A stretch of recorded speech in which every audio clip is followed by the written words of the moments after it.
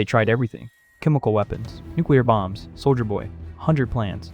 Nothing could kill Homelander. He was too fast, too strong, too durable.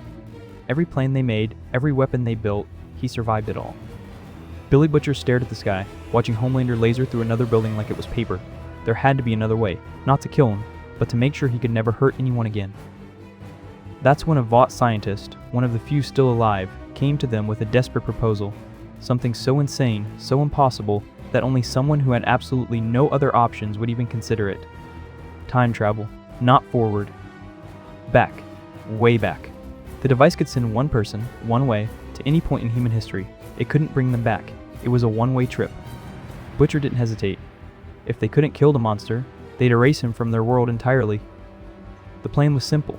Lure Homelander in, activate the device, send him somewhere he could never return from. The hardest part wasn't the technology, it was getting close enough. Homelander could hear heartbeats from miles away. He could smell lies. But Butcher knew one thing about Homelander that nobody else did. He was predictable. Give him an audience, give him someone to threaten, and he'd never see the trap coming. The confrontation happened at the ruins of Vought Tower. Homelander arrived expecting a fight. What he got was a performance. One hero was on her knees begging for mercy. Another was tied up, crying. Everything Homelander wanted to see. Submission. Fear. Control. He floated down slowly, savoring the moment. Pathetic, he whispered. You really thought you could? That's when Butcher pressed the button. A pulse of energy erupted from the device. Not an explosion, but a distortion. Space itself warped around Homelander. His eyes went wide. For the first time in his life, he felt something he'd never felt before, helplessness. What did you do? He screamed, but his voice was already fading. The light consumed him. And then, silence. He was gone. Just gone. Butcher looked at the device in his hand, now burned out and useless. Is he really gone?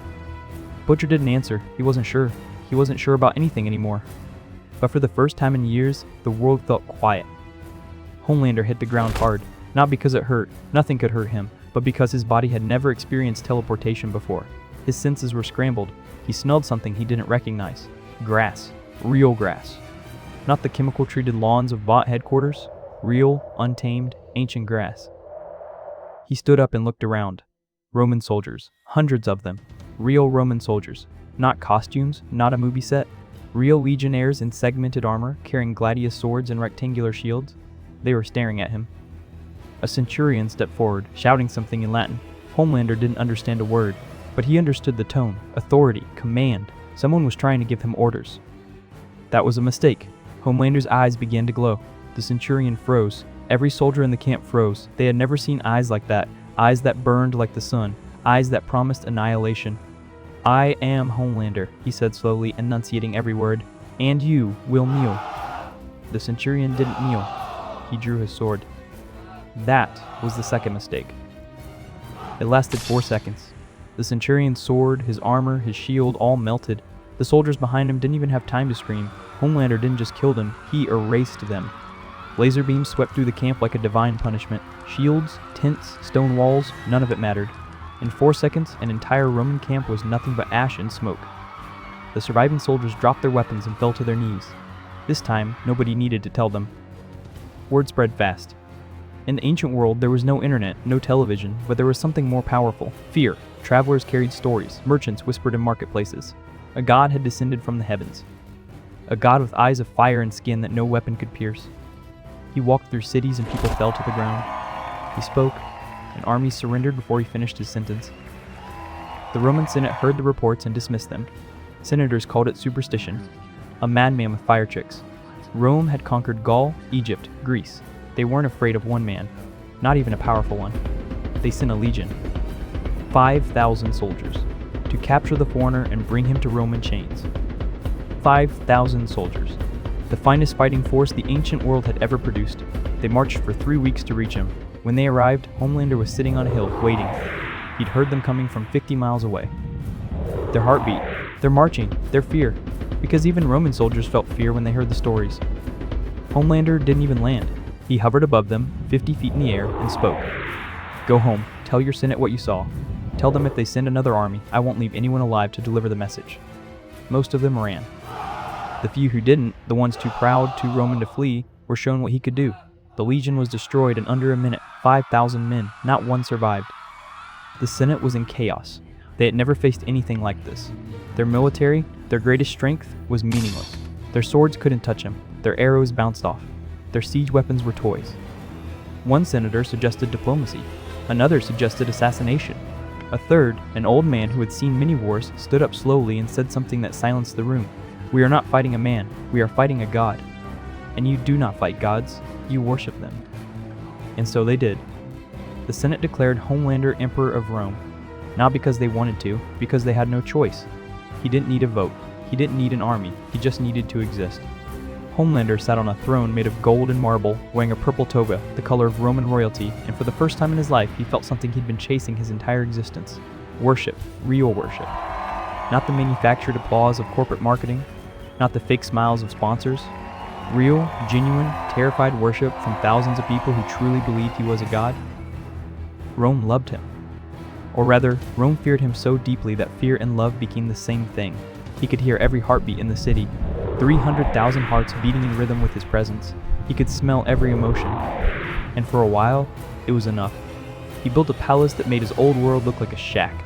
He demanded golden statues of himself in every forum, every temple, every public square. He held gladiatorial games, not to the death, because death bored him, but to see who was worthy of standing in his presence. The people adored him. They had no choice, but they also had no frame of reference for what he was. They compared him to Jupiter, to Mars, to Apollo. They built temples in his name, they wrote hymns, they offered sacrifices. And Homelander drank it all in. This was what he always wanted. Not to be feared, not to be powerful, to be loved, to be adored, to be the center of an entire civilization's existence. But there was a problem Homelander didn't expect. Rome was small, the world was small. There was no internet, no cameras recording his every move for millions to see. His voice could only reach the people in front of him. In his old world, he was everywhere, on every screen, in every headline. Here, he was just a man, a very powerful man, but just a man. And slowly, painfully, Homelander began to realize something he'd never believed. The attention was never enough. Months passed, then years. Homelander ruled Rome with an iron fist and eyes of fire. Nobody dared challenge him, nobody dared leave. The Senate existed only to rubber stamp his decisions. The military existed only to enforce his will. Rome became the most powerful empire in history, not because of strategy or diplomacy, but because one man could destroy anything and anyone with a thought. But ruling and living are different things. He started destroying things, not for strategy, not for power, just because he could. He leveled a city because an architect mispronounced his name. He killed a senator because his toga was the wrong shade of purple. He burned a temple because a priest said a prayer to Jupiter instead of him. Rome didn't just fear him anymore. Rome was terrified of him. And when Rome is terrified, the whole world notices. They came from every corner of the ancient world. Egypt, Carthage, Gaul, Parthia, Macedonia, Greece. Kingdoms that had been enemies for centuries, kingdoms that had tried to destroy each other for generations, united by a single, impossible truth. A god had taken Rome, and that god wanted more. Carthage sent their finest general, Hannibal's successor, a man who had sworn to finish what his predecessor started. Egypt sent 10,000 soldiers and their war chariots. Gaul sent 20,000 warriors, the largest army the Celtic tribes had ever assembled. Parthia sent their horse archers, the deadliest mounted force in the ancient world. Macedonia sent the phalanx. Greece sent the Spartans. For the first time in human history, every major civilization on Earth agreed on one thing: Rome had to be stopped. The numbers were staggering. 300,000 soldiers, the largest army ever assembled in the ancient world. 300,000 men who had trained their entire lives for war. 300,000 men who believed, who had to believe, that their combined strength could defeat one man. The march to Rome took 4 months. When they arrived, they could see the city from 30 miles away, smoke rising, temples burning, and hovering above it all, a figure so small from that distance, but so unmistakable, red eyes glowing in the dark. Homelander saw them coming. He'd heard their heartbeats from 100 miles away. 300,000 heartbeats, pounding with fear and determination. He floated above the hill and waited. He didn't need a plan. He didn't need soldiers. He didn't need walls or weapons or strategy. He was Homelander. He was the most powerful being that had ever existed. And these people, these ants, thought they could stop him. The army stretched for miles. Egyptian war chariots in the center, Carthaginian infantry on the flanks, Gaul warriors in the front screaming war cries, Parthian horse archers circling like wolves, Macedonian phalanxes holding the rear. It was beautiful. It was magnificent. It was the pinnacle of ancient military power. Every civilization, every culture, every fighting tradition the ancient world had produced, all unified, all focused on one target. Homelander smiled. Not because he was happy, because he was bored. Is this it? He said quietly. This is what the ancient world has to offer? He took a breath.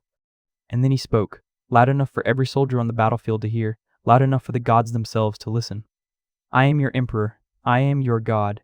And you have made me angry. The battle lasted 11 minutes. He started with the chariots.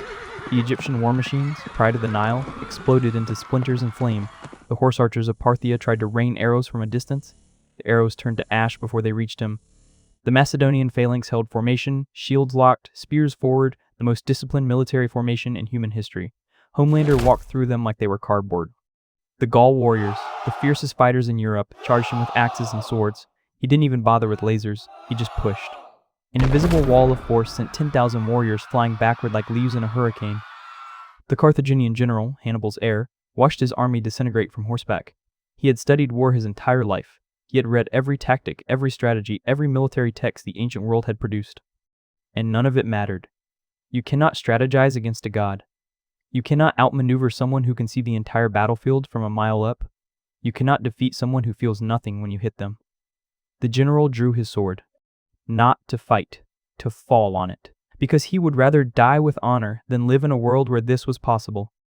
300,000 soldiers, 11 minutes, not one survived. The field was silent, the smoke cleared, and Homelander stood in the center of it all, untouched, not a scratch, not a drop of sweat, not even a change in his breathing. He looked at the destruction around him, the burning chariots, the shattered shields, the bodies of the greatest warriors the ancient world had ever produced, and he felt nothing, just like always. He returned to Rome a god, not a metaphorical god, not a symbol of power, a literal, proven, undeniable god. The people didn't just worship him anymore, they were certain. They had heard the stories. 300,000 soldiers. Every army in the ancient world, combined, unstoppable, destroyed in 11 minutes. There was no debate, no doubt, no question.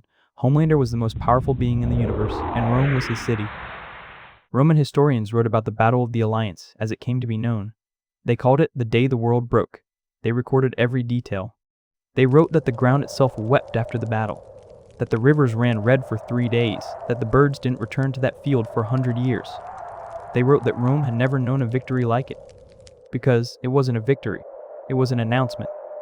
After the Battle of the Alliance, no nation dared challenge Rome again. Egypt surrendered without a fight. Carthage sent diplomats bearing gold and marble. Gaul opened their borders. Parthia offered their daughters in marriage. Greece built temples. Macedonia sent their kings to kneel. The entire ancient world, every civilization, every empire, every kingdom submitted, not to Rome, to Homelander, one man, one god, one empire. He had it all, everything he ever wanted, the power, the worship, the fear, the love. Rome was his, the world was his. And for the first time in his existence, across 2 worlds, across 2 timelines, Homelander smiled. Not the smile of a narcissist, not the smile of a monster, the smile of a man who had finally found his place. Because in the ancient world, there were no cameras, no headlines, no shareholders, no one to question him. No one to remind him that he was supposed to be the villain. Here, he was the hero, the only hero, the last hero, and that was enough. If this story gave you chills, subscribe. You live it firsthand. And tell me in the comments, who should we send to the ancient world next?